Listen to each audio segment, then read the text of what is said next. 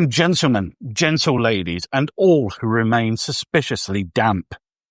My name is Sir Andrew Blitherington Hutchinson, 4th Earl of Chipping Sodbury, Assistant Warden of the Somerset Order of Badger Herders, Acting Commissioner for Lost Umbrellas, and Lord High Sergeant of the Somnambulist Trumpet Society.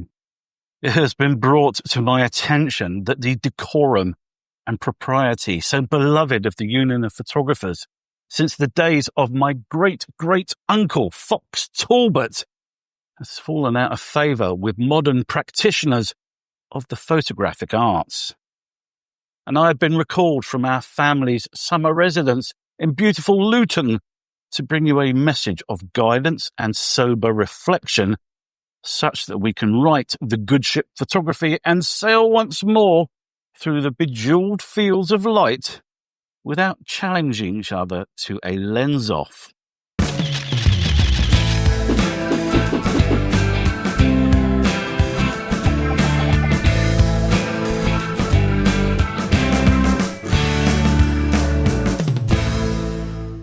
To that end, I would now like to read to you from the 1952 revised edition of the Gentleman and Gentlelady's Guide to Photographic Etiquette.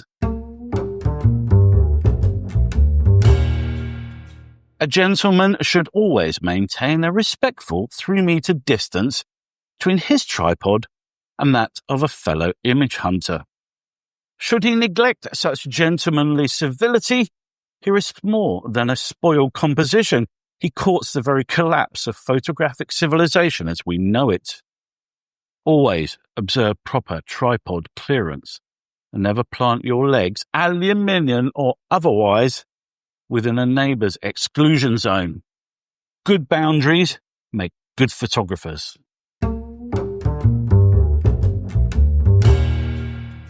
A brief exchange of pleasantries is entirely acceptable. What ho!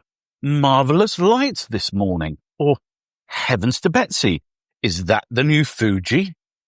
But beware, the slippery slope of idle chat may lead swiftly to unsolicited portfolio reviews and the unveiling of Instagram handles.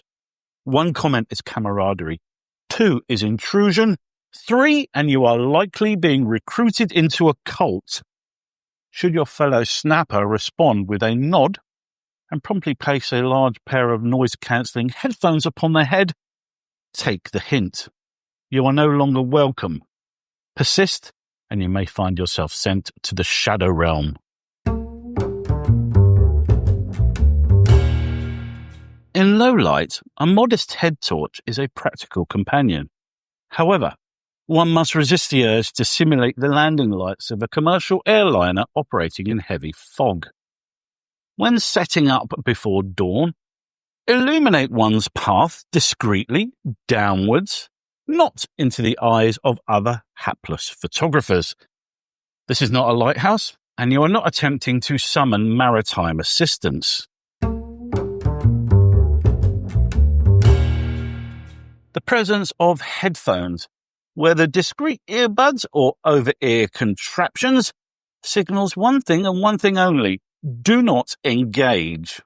This is the international semaphore of solitude. Do not approach, do not wave, do not mouth the words, "What are you shooting?"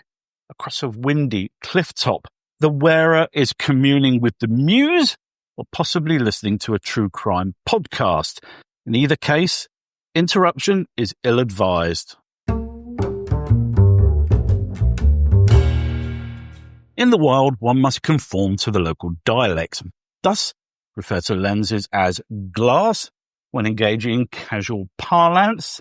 That's a lovely bit of glass will mark you as a seasoned traveller of the photographic realm. That's an eyes lens will mark you as someone's dad on holiday. If another has claimed a vantage point with tripod firmly planted, do not saunter into their frame like the lord of all that the light touches. Observe, assess, and settle elsewhere. The early bird gets the worm, the latecomer gets to seethe silently from at least 5 meters away, as is only proper.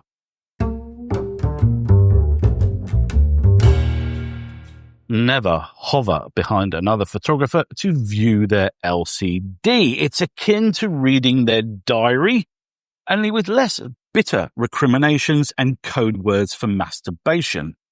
If they wish to share their masterpiece, they will thrust it upon you unbidden. Until then, avert your gaze, sir.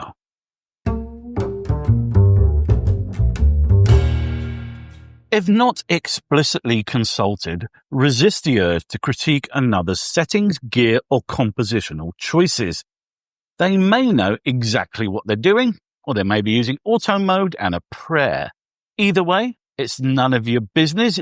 Damn your eyes, sir.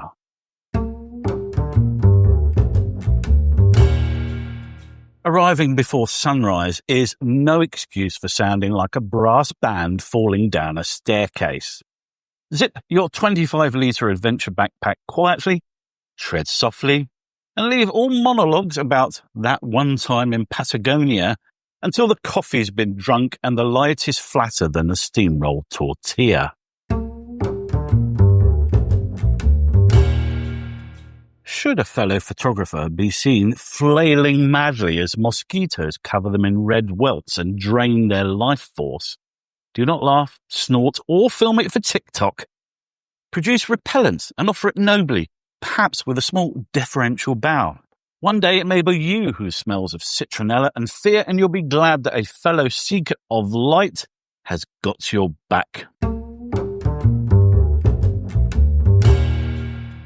As you can see, our forebears were well versed in the civilized manner of photographic endeavours, and we would do well to remember their hard-won advice.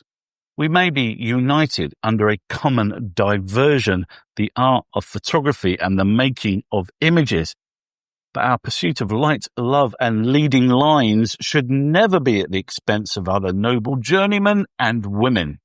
And with that, I shall now retreat once more to my summer residence, there to sip Earl Grey and polish my big stopper.